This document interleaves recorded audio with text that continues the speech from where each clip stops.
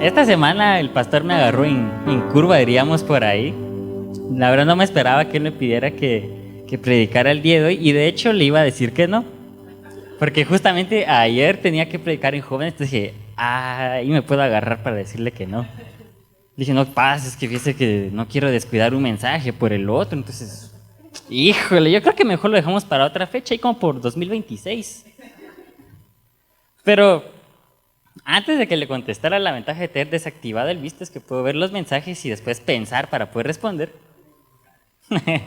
Es por eso, no es porque los quiera ignorar, obviamente. Estaba escuchando música mientras hacía el oficio, porque sí, los hombres hacendosos también existimos. Amén. Lo que pasa es que normalmente somos el mejor amigo, entonces, pero está bien. Y escuchando música me recordé de una canción de uno de mis grupos favoritos, que si algún día me quieren ministrar, ponga música de Elevation Worship. Eso sí me llenan. Y escuchando una de sus canciones, en una de ellas, al principio de la canción, al principio del video, empiezan a contar una pequeña historia de cómo fue que llegaron a inspirarse para esa canción. Y ellos hablaban de los moravos o de la hermandad de Moravia. Y es de ahí donde quiero empezar y espero no aburrirlos con un poquito de historia. Pero este movimiento de la iglesia de Moravia comenzó más o menos a finales de los 1300. Comenzó como un movimiento husita, o sea, de los seguidores de Jan Hus, que él fue ahorcado no, él fue quemado en la hoguera en 1415 por estar protestando, por estar oponiéndose a muchas de las prácticas que hacía la iglesia católica en ese entonces. Más o menos 50 años después de la muerte de Hus, se formó la que se conoce como la Unitas Fratrum. Es un latín que quiere decir la comunidad de hermanos en la ciudad de Kumbal, en Bohemia, que es de donde venía Hus. Esto está en lo que es uno de los países históricos de República Checa. Un poquito de más historia. Esta unión, esta hermandad, mantuvo la teología de Hus, aunque poco a poco fue incorporando las ideas luteranas, a pesar de la persecución. Soportaron el tiempo de la contrarreforma, de toda la persecución que hubo en ese tiempo, incluso durante la guerra de los 30 años que se dio allá en Europa. Y uno de sus líderes, que fue el obispo John Amos Comenius, era uno de los líderes durante este tiempo de la guerra de los 30 años. Él vivió parte de su vida en exilio por estar oponiéndose a la iglesia, así que se fue a vivir a Inglaterra, después se fue a Holanda, donde murió, y la oración de este obispo era de que algún día lo que él llamaba como la semilla escondida de su amada hermandad volviera a brotar una nueva vida. Esto porque más o menos a los 1620 hubo una gran persecución y la mayoría de este movimiento de los moravos quedó suprimida. Se le dice moravos por la región en la que habitaban, que es Moravia. Después de toda esta persecución, la reforma, la guerra de los 30 años, la mayoría de los miembros de esta hermandad fueron absorbidos por iglesias luteranas y calvinistas. Sin embargo, algunos se quedaron practicando todas estas prácticas que ellos tenían, las puras de la pura hermandad de Moravia, y ahí por 1722 llegaron a Sajonia, en Alemania. Todo esto porque ellos estaban huyendo de la persecución y buscaban refugio. Pues no sé si ustedes se recuerdan de ese versículo que está en Samuel, que es donde Saúl recibe la orden de Dios de ir y matar a los amalecitas, a todos los hijos, a todos los niños, a los bueyes, a los camellos, a todos los burros, pero al final el Señor le dice, no tengas compasión, así que mata a todos. Y Saúl, pues bueno, se alista para la guerra, llega al ejército, dice que los mata con espada a la mayoría, pero dejó vivo al rey y secuestró a los mejores toros, a los mejores bueyes, a los mejores asnos, para sacrificarlos, para ofrendárselos a Dios. Y en 1 Samuel 15:22, Dios ya le había hablado al profeta Samuel de que estaba molesto, de que estaba dolido de haber elegido a Saúl como el rey de Israel. Entonces, después Samuel llega con Saúl, lo va a buscar y le dice, ¿qué es lo que más le agrada al Señor? ¿Tus ofrendas quemadas y sacrificios? ¿O que obedezcas a su voz? Escucha, La obediencia es mejor que el sacrificio y la sumisión es mejor que ofrecer la grasa de carneros. Qué difícil debía haber sido vivir durante la época de la Contrarreforma siendo alguien que practicaba o que era un protestante. ¿A cuántos de ustedes les hubiera gustado ser discípulos de Jesús, pero de Jesús en carne y hueso, haber vivido hace unos 2000 años? ¿A quién le hubiera gustado? A ninguno. A ustedes. Pues hoy por hoy podemos ser discípulos de Jesús claramente, pero en ese tiempo ser discípulo de Jesús sí quería ganas. A Pedro lo negó porque tenía miedo de que a él también lo crucificaran. No sé si ustedes se han puesto a pensar en, ay, qué bonito seguir a Jesús, caminar sobre el agua, pero ustedes hubieran estado dispuestos a dar su vida por él. Esto es lo que me asombra mucho de esta iglesia de Moravia, que empezó más o menos en 1390 y algo, y que hasta 1722 esta iglesia todavía seguía de pie, a pesar de toda la reforma, de la contrarreforma, a pesar de toda la persecución que pasaron por casi 400 años.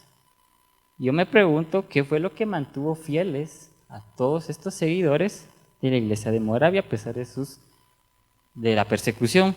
¿Qué fue lo que los llevó a entregar su vida? No es por presumir, pero ahí esta semana empecé a hacer un poco de ejercicio. En mi casa, obviamente, no voy a pagar un gimnasio porque yo sé que después voy a dejar de ir. Y el primer día cuando terminé, lo primero que me di cuenta es que no estoy en forma. Lo segundo es que al finalizar me quedó cierto dolor en las muñecas. No sé si no calenté bien o es que de verdad no estoy en forma, pero ahí me puse a pensar en qué pasaría si ese dolor se me quedara en las muñecas, no sé, para siempre. ¿Qué pasaría si yo por alguna razón perdiera las manos? ¿O cómo sería mi vida si por alguna razón se quedaran manos inútiles, paralizadas? Y me puse a pensar en, ya no podría tocar la guitarra, ya no podría ni tocar el bajo, no podría aprender casi que ningún instrumento. Yo sé que algunos tocan con los pies, pero eso ya es otra cosa. Pero dije, después no podría usar la computadora tampoco, ahí es donde me mantengo unas 10 horas al día. Es donde yo me mantengo, es lo que yo hago. No podría hacer cosas para la iglesia, no podría hacer cosas para mí. Ya ni siquiera me sentiría yo tan útil de venir temprano los domingos a poner todo el equipo, porque ¿cómo voy a cargar las cosas? ¿Cómo es que se supone que yo cargaría las bocinas? ¿Cómo es que, aunque sea, podría poner unas sillas? Y empecé a plantearme varias preguntas de qué sería yo si no pudiera servir. Pero después de tantas preguntas de cómo serviría si no tuviera manos, llega una pregunta tal vez un poquito más importante.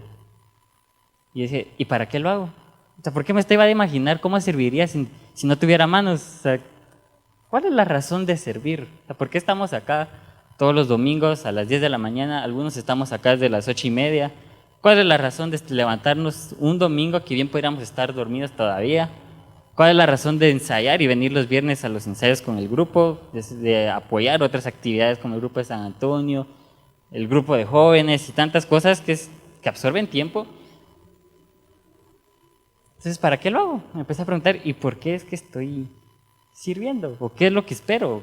¿Cuál es mi intención con hacer lo que yo hago? Justamente esta semana escuché un pequeño mensaje de un predicador en la que cuestionaba precisamente las razones por las que uno decide servir. Él mencionaba que algunos incluso han firmado ciertos contratos unilaterales con Dios en el que nosotros le decimos que le vamos a servir, pero a cambio de tal cosa, a cambio de un milagro, a cambio de que mi mamá se sane. Dios, yo te voy a servir, pero a cambio de que encuentre un buen trabajo. Dios, yo te voy a servir, pero a cambio de que encuentre mi idónea, dirían algunos por ahí. Lo curioso de estos contratos es que realmente Dios no firma nada. Nosotros somos los únicos que pensamos que vamos a poder manipular a Dios. Pero ¿qué es lo que nos motiva a servir entonces? En la reunión de liderazgo que hubo en enero, me recuerdo que el pastor nos contaba de que hablando con una reunión de pastores, él decía que tenía como 20 y tantos colaboradores y que todos se quedaron asombrados de ¿y cómo le haces para el salario? El pastor, ¿qué salario? ¿Salario para qué? Porque aquí la mayoría, en la iglesia, todos los que servimos, no la mayoría, todos los que servimos acá somos voluntarios. A menos que a uno le paguen y a mí no me hayan dicho nada. Porque si sí, ahí me dicen y tal vez hacemos ahí un sindicato o algo. Y el pastor mencionaba que algunos se quejaban, ¿no? Como que quejaban de que tenían personas trabajando en la obra, trabajando en la iglesia, pero que ellos no querían mover ni una silla, sino es que recibían un salario por eso. Entonces, analizando un poquito de por qué es que yo hago lo que hago, me di cuenta, hace un par de meses, estuve analizando mi corazón y me di cuenta que yo me estaba volviendo un poco egocéntrico y orgulloso con lo que hacía. Aunque me da pena decirles la verdad, no importa, esto queda entre nosotros, después cuando suba el video a YouTube lo voy a cortar. Dentro del grupo de alabanza, Joseph es el encargado de hacer el programa de los que van a servir acá. Él es el que hace los turnos, por decirlo así, mientras que yo soy el encargado de escoger las canciones que vamos a tocar. Y me di cuenta que yo me estaba viendo muy orgulloso y muy egocéntrico porque las canciones que yo escogía era porque a mí me gustaba la guitarra, era porque a mí me gustaba el bajo y todo dependía de qué era lo que yo iba a tocar. O sea, si yo iba a tocar la guitarra ponía las que a mí me gustaba tocar en la guitarra y las que yo me disfrutaba y las que yo sentía que salían bien y dije, pues sí, que yo me quería sentir, como diríamos por ahí, me quería sentir grande. Igual de la misma forma con el bajo y me di cuenta que yo me estaba empezando a querer robar la gloria de aquel al quien se supone que cuando estoy acá yo le estoy dando la gloria. Qué bonito, ¿verdad? Qué chulo. Y nada que voy a escoger las canciones por el tema, porque hay Santa Cena para poner en la mente. No, el chulo quería poner las que le gustaban, las que le salían bien, las que se quería aprender y demás. Ya les dije que esto queda entre nosotros y lo voy a quitar después del video. Y me empecé a recordar de Abraham, que Dios en Isaías se refiere a Abraham como su amigo. Pero ¿qué fue lo que hizo Abraham para ser considerado amigo de Dios? En Juan 15:14 Jesús le dice a los discípulos, ustedes son mis amigos si ustedes hacen lo que yo les digo, si ustedes me obedecen. Abraham, es cierto, él salió por fe, pero también dice que salió por obediencia. Él salió de su tierra dejando a su familia y a todo lo que tenía allá, porque Dios le dijo que lo hiciera, sin saber ni siquiera dónde es que lo iba a llevar. Solo le dijo, te voy a dar una tierra, hasta tu descendencia y demás, pero no le dio más detalles, solo dijo, deja tu tierra, tu parentela y me haces caso. ¿Quién se hubiera animado a salir de acá de Antigua, de su casa, dejar a su familia, con tal de seguir a Dios sin saber a dónde lo va a llevar? Tal vez Abraham estaba esperando, uno de vivo, no sé, me imagino que en algún momento quizá, si hubiera sido yo, si yo siendo Abraham, queriendo tener un hijo y teniendo la promesa de una descendencia, muy probablemente yo le hubiera dicho a Dios, pues Dios, yo voy a dejar todo, voy a dejar mi familia, voy a dejar mi tierra y demás, pero antes dame mi hijo, pues. O sea, te voy a obedecer, te voy a hacer caso, pero antes dame a mi hijo. Yo no sé a quiénes de ustedes se hubieran puesto una posición similar a la mía.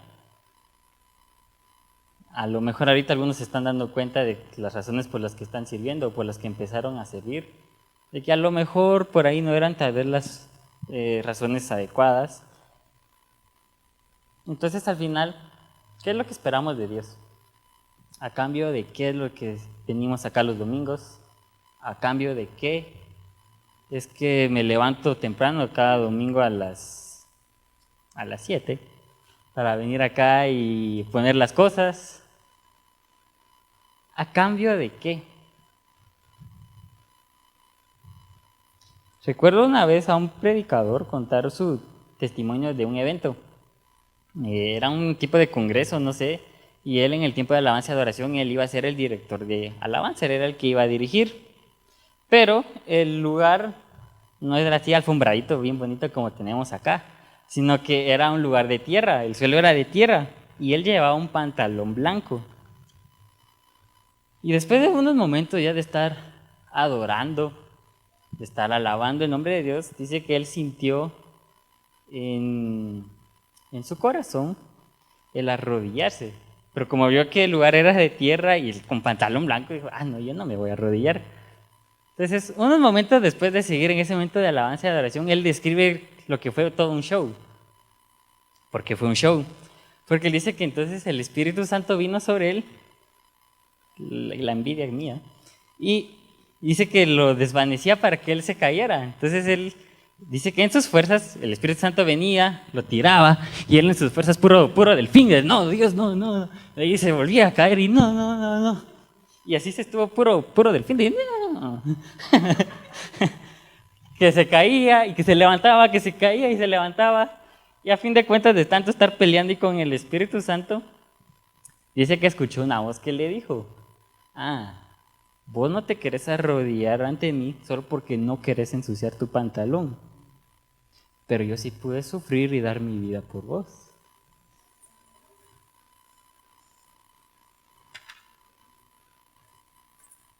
Qué intenso.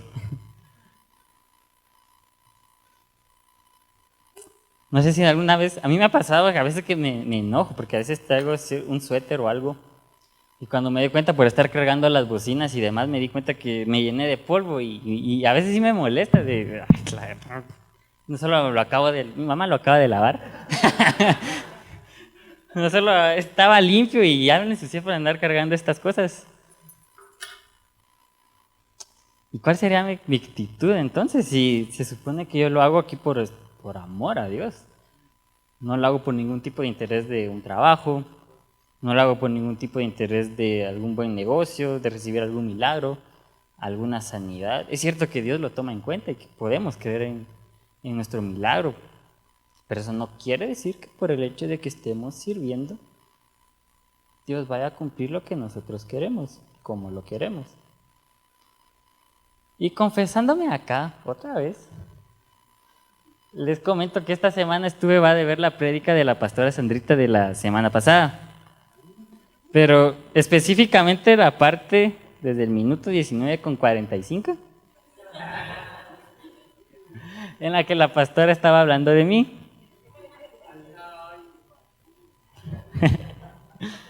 Lo voy a quitar también del video. Cuando la invité al grupo, tenía la intención de que ella me apoyara en esa reunión. Aunque después la verdad me empecé a arrepentir un poquito.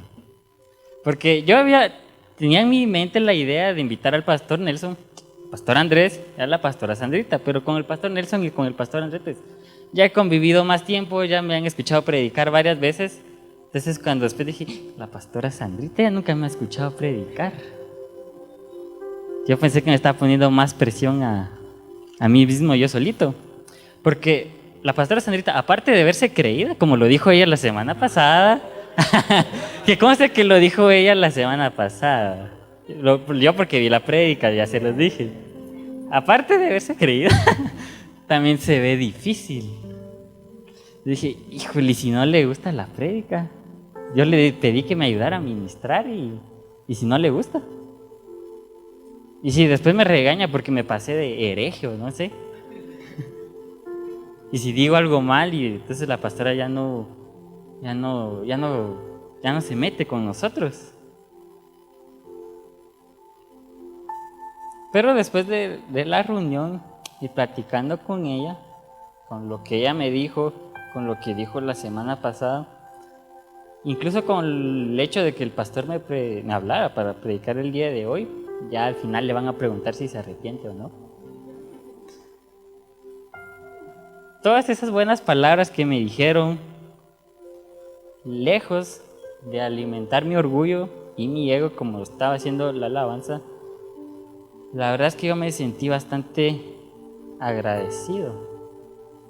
Me entró una sensación tan fuerte de un privilegio de que el pastor me diera la oportunidad de estar acá, porque no cualquiera pasa acá. No a cualquiera el pastor le diría, mira, ¿te animás a predicar el domingo? Porque qué difícil es dar un mensaje. Yo va a temblar aquí, por eso estoy extendiendo la mano. Porque yo me recuerdo que cuando me di cuenta de que mi corazón se estaba volviendo ya muy egocéntrico, yo hice una oración en la que le dije a Dios, Dios, no quiero desviarme de los motivos por los cuales yo estoy haciendo lo que estoy haciendo. Yo no me quiero robar tu gloria porque se supone que yo lo que hago es para darte a ti la gloria. Entonces no dejes, no permitas que mi corazón se siga volviendo muy orgulloso, que mi corazón se siga volviendo muy egocéntrico. Y es por eso que me entra este sentimiento de agradecimiento, porque yo me sentí respaldado por Dios cuando la pastora Sandrita me dijo, es que vos tenés presencia de Dios. Y qué honor, qué privilegio es ser usado por Dios. Yo sé que para algunos, en un contexto muy actual, el que ser obedientes a Dios, el que hacer lo que Él nos dice, el ser usados por Él para ser sus amigos, algunos dirán, esa es una relación tóxica, porque ¿qué amigo te pide que le hagas caso con tal de ser su amigo? Pero ellos no entienden lo que nosotros vivimos. Ellos no entienden lo que significa ser usado por Dios y el privilegio que da el que Él se mueva y trabaje a través de cada uno de nosotros. Y dije, pero yo, ¿por qué? ¿Por qué el pastor me habría pedido que predicara el día de hoy? ¿Por qué la pastora Sandrita me habría dicho lo que me dijo? Y la única respuesta que tengo es que fue por Dios. Yo me siento bastante, perdón que haga mucho énfasis, pero es que de verdad me siento bastante agradecido porque aunque no soy la persona que hoy quisiera ser, Dios me sigue usando.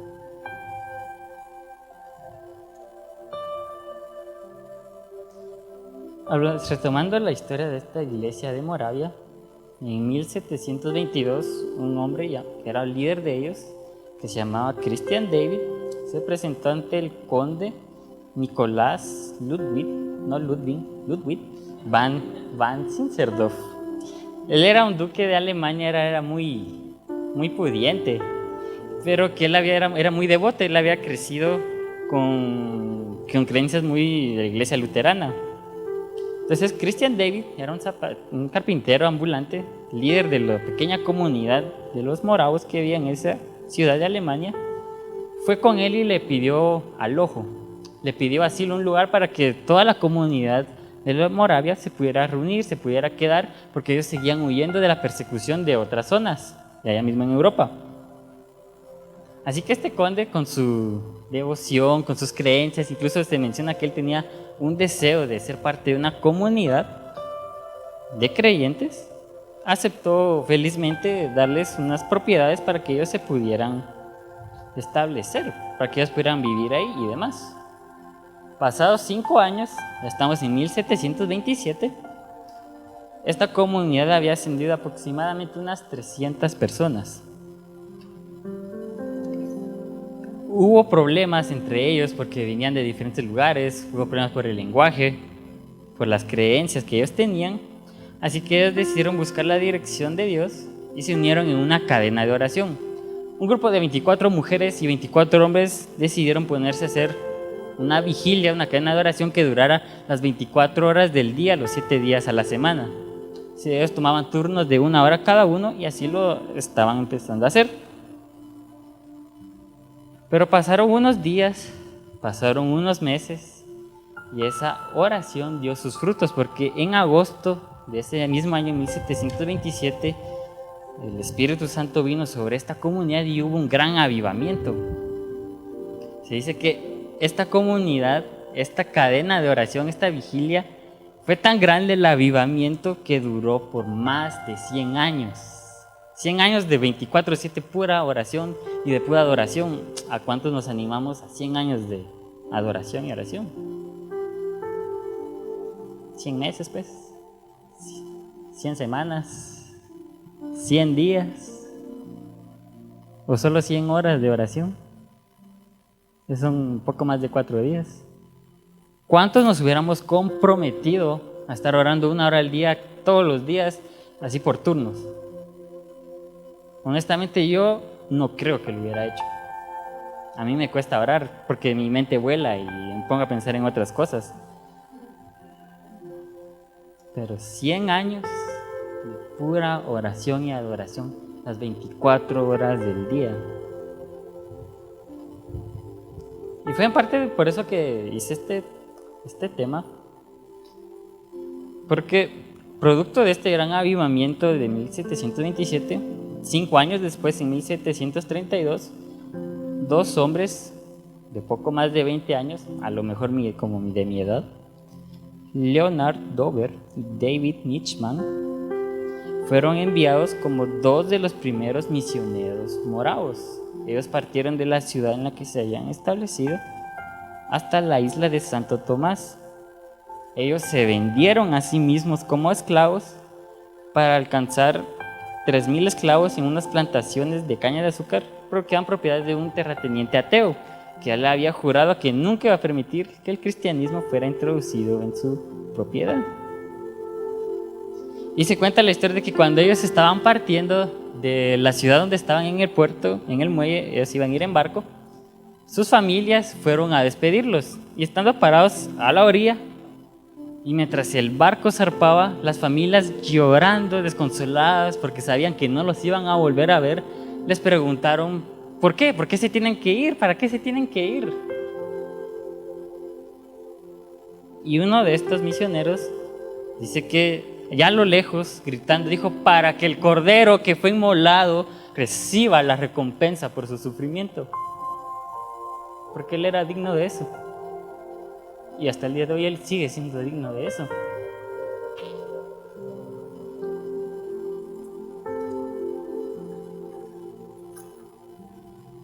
Así que ¿por qué sirvo? ¿Por qué es que hago lo que hago? ¿Lo hago para que me vean? ¿Lo hago porque quiero algo a cambio con Dios? ¿O será que lo hago nada más porque Él es digno de recibir lo mejor de mí?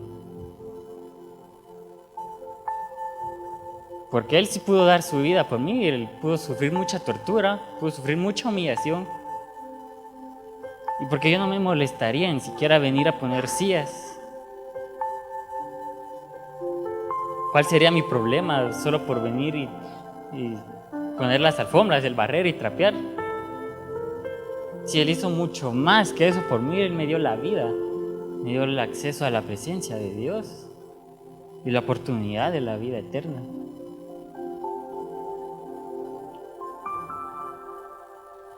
En la abadía de Westminster en Londres, que es una catedral de allá, una de las primeras tumbas que se pueden ver al entrar es la de un misionero llamado David Livingstone.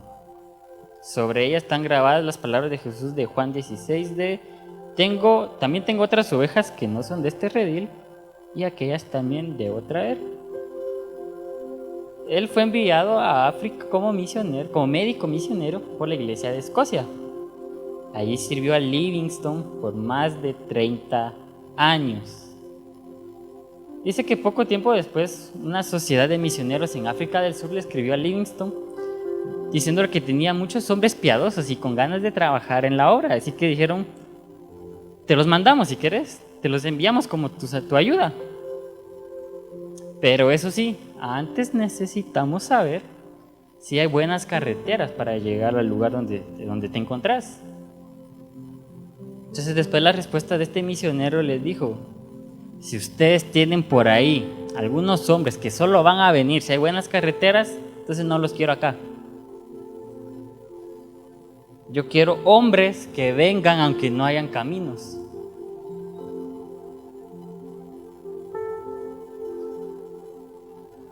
Muy probablemente acá algunos van a ser llamados para dedicarse a tiempo completo a la obra y van a tener que renunciar a cierto estilo de vida. Algunos van a tener que rechazar grandes ofertas de trabajo y grandes negocios por servir. Algunos van a perder amigos, algunos van a encontrar pelea con familiares, algunos quizá vayan a sentir el llamado a las misiones y van a tener que dejarlo todo. Pero yo les pregunto si valdría la pena hacer todo eso. Si no es un sacrificio que de verdad agradaría a Dios, porque Él es digno de. Pero todos siempre enfocados con la mirada puesta en Jesús. Como dice en Hebreos 12:2, fijemos nuestra mirada en Jesús, en quien la fe empieza y termina. En vez del gozo que podía haber tenido, sufrió la muerte en la cruz y aceptó la humillación como si no fuera nada. Después se sentó en el lugar de honor a la derecha del trono de Dios. Aceptó la humillación como si no fuera nada. Y mi oración esta mañana es que Dios nos llene a todos de fe y de convicción de saber de que lo que nosotros estamos haciendo, de que cada esfuerzo, de que cada madrugada, que aunque no tengamos ganas, nos levantamos y venimos acá a servir, sepamos de que estos pequeños sacrificios de obediencia es para la gloria de Él. Y que cuando nos vayamos de acá, después de la Santa Cena, que vamos a conmemorar precisamente este sacrificio de Jesús, que nos vayamos con ese mismo deseo de los moravos, de que todo lo que hagamos sea para que el Cordero que fue inmolado reciba la recompensa por su sufrimiento, porque Él es digno, fue digno y siempre será digno de todo lo que hagamos con excelencia, porque Él aceptó la humillación como si no fuera nada por nosotros,